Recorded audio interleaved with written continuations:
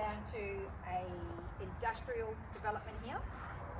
Yes. Again, land purchase quite some time ago, original subdivision, challenges when that was first established. But these have been purpose built, both of these.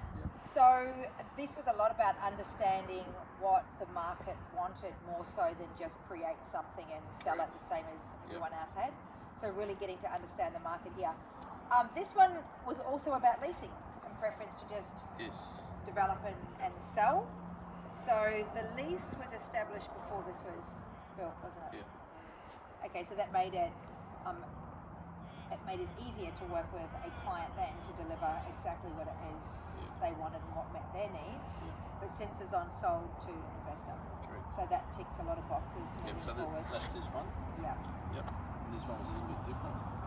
So if we look at this one from a starting position, this meant that we could keep a business local, that the employment stayed local. So it was pretty important for the area to be able to create something that suited these guys. They're super happy with what they've got, aren't they? And I think probably the one thing to mention is that again, in our local area, there's very limited office space. Yeah. It's all in the CBD, and car parking is a major issue. So this is something different for where we are, to be able to have this out in an industrial area, to actually get a professional business like this into an office environment, but get the car parking they need because they've got 40 odd staff. So we talk about that affordability again.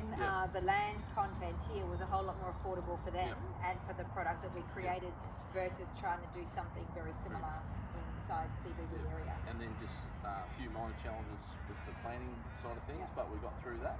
That's just work we have to do, isn't it? But again, it gives us the ability to create a product that works for our clients.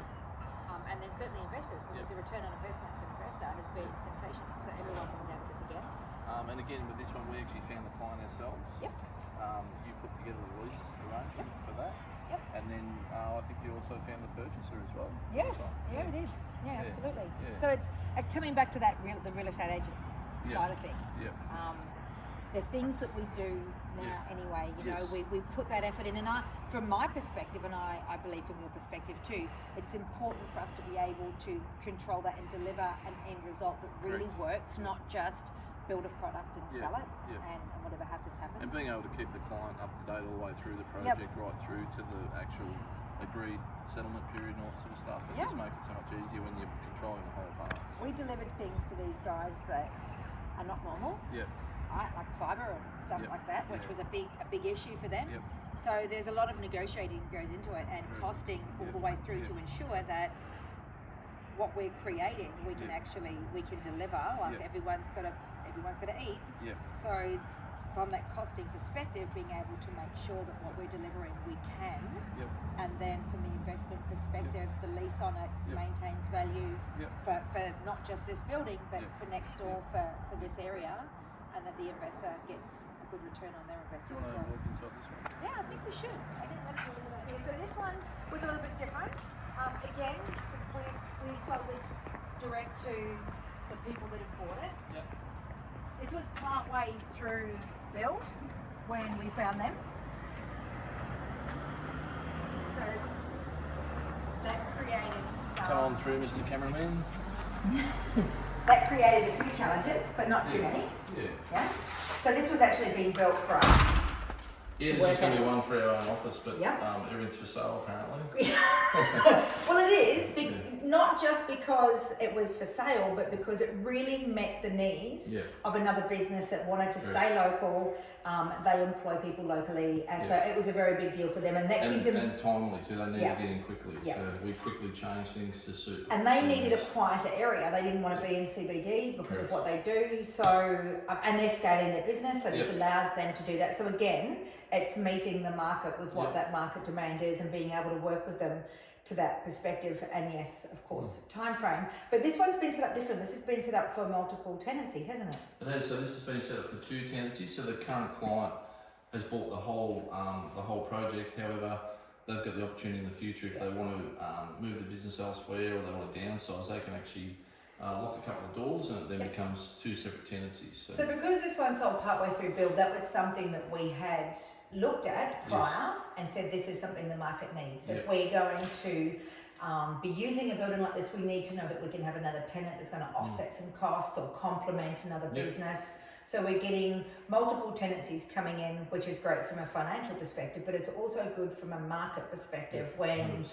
we can offer smaller space, whether it be by the month, by the year, by the whatever it is, meet the demand that's happening at that point in time, which serves a purpose for everyone. So yes, again, this one was another one that sold without issue, right? Understanding the legalities that go with it partway through a build and not already having title to be able to give them, but working in with clients just makes that a whole lot easier, doesn't it? And the other one with this as well is that you've introduced a body corporate, so you've been involved with setting up the body corporate agreements, all that sort of stuff. Absolutely. And that's, so minimising it too, because I think, you know, we can take things to our level of complexity that's not required at times. So keeping it quite simple, working in with tenants and owners to ensure that it works for everyone, which is what a body corporate should do. It should work for everyone. And then that's got to be told into the lease, particularly next door, the body corporate arrangement. So you've done, you've been involved with all that through. Wander through this way. I think so. I think we can have a look, because this has further development, doesn't it? It does. Yes. So again, you have control of the construction all the way through this from start to finish, right? With your builder's license.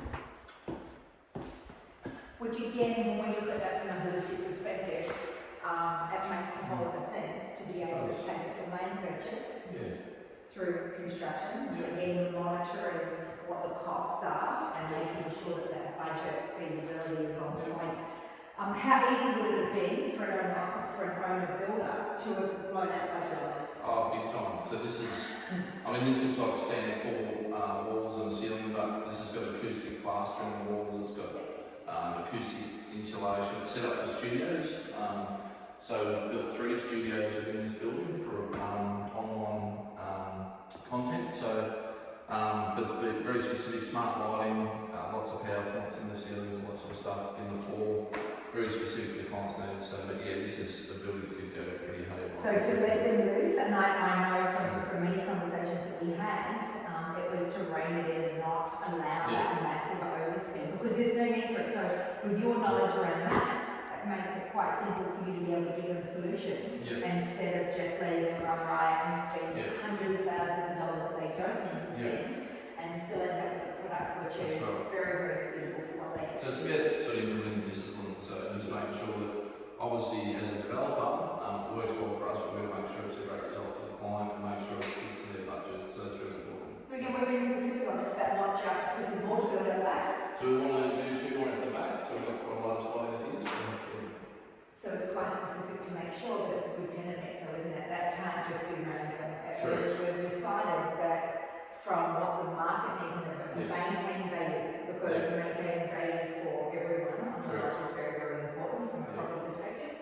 So that means it's quite specific who can take over, whether it be a lease or... So even though we're in industrial, obviously from a project perspective, we won't be putting a noisy industrial type businesses at the back. It'll be more along the lines of this professional type business. But it's a good use of land, and very good cost base, whether it's a lease or a purchase, again, because of the land content. Fantastic. So, time frames?